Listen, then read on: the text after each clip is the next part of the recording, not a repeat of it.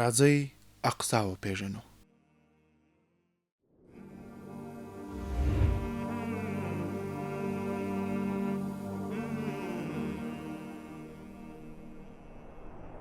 کله چې د اقصا نوم ذکر شي سمدواره مو ذهن ته زیړه طلایي ګنبده ودرېږي. موږ فکر کوو چې اقصا ګویا همدا ده.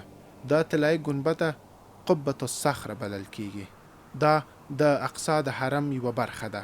اقصا لوی حرم لري چې فرعي مساجد هم پکې شامل دي. هر مسجد ځان سره جلا کیسه لري. جامع القبلي، د براق مسجد، قبة الصخره، جامع النساء او د المغاربه مسجد. د دې ټولو مجموعي نوم مسجد الاقصا دی. دلته د ځینو ذکر کوو. قبة الصخره، د زیړې طلایي ګنبدې مسجد. اوس مهال په ټولنیزو رسنیو کې د دې مسجد انځور ډیر پورته کیږي. دا د نړۍ مشهوره آبادي ده. د دې مسجد په انګړ کې هغه ډبره شتون لري چې رسول الله صلی الله علیه وسلم ترې اسمان ته پورته شوی و.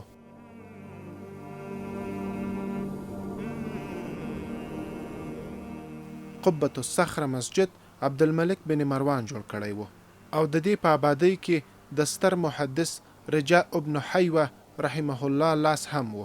همدارنګه یزید بن السلام هم د دې په معمارانو کې شامل دی. د توري ګنبدې لرونکی مسجد، مسجد العمر. دې مسجد ته مسجد القبله هم وایي. دا د عمر رضی الله عنه په زمانه کې جوړ شوی دی. اوس مهال تور رنگ لرونکی ګنبده لري او دوهم ستر مقام لري د اقصا په انګړ کې. د پخوانی اقصا مسجد. دا مسجد د جامع القبله لاندې واقع دی. اکثره بند وي مګر د ضرورت پر مهال خلاصیږي. دا جماعت هم امویانو جوړ کړی دی. د براق مسجد. په دې ځای کې نبی علیه السلام د معراج پر شپه براق تړلی و.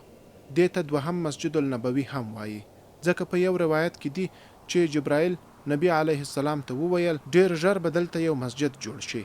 اقصا نور مساجد هم لري. اقصا د نړۍ دوهم زوړ تاریخي حرم دی. ابو ذر الغفاری رضی الله عنه وایي ما نبی علیه السلام ته وویل یا رسول الله کوم مسجد اول جوړ شوی دی؟ هغه راته وویل مسجد حرام. بیا می وویل بیا کوم مسجد؟ وی ویل د اقصا مسجد. داسې روایت دی چې د دواړو ترمنځ 40 کاله فاصله وه. دې ته بیت المقدس هم وایي ځکه درې واړه آسماني ادیانو نصرانیت، یهودیت او محمدي امت ته دا ځای مهم دی. ټولو ته دا ځای مقدس دی. په تورات کې دې ته پاکه ځمکه او د متقیانو سره وعده شوې ځمکه نومونو بلل شوې وه. د یهودو په اند هیکل سلیماني دلته آباد و. وروسته زمانه کې به دجال راځي او بیا به هیکل سلیماني آبادوي. دا زیړه ګنبده به ورانیږي او لسره به دا یهودي آبادی عملي کیږي. دا د یهودو فکر او خیال دی. د عیسویانو په اند عیسی علیه السلام دلته خاپوړې کړي دي او ستر صلیب هم تر ډیرې زمانې پورې دلته و.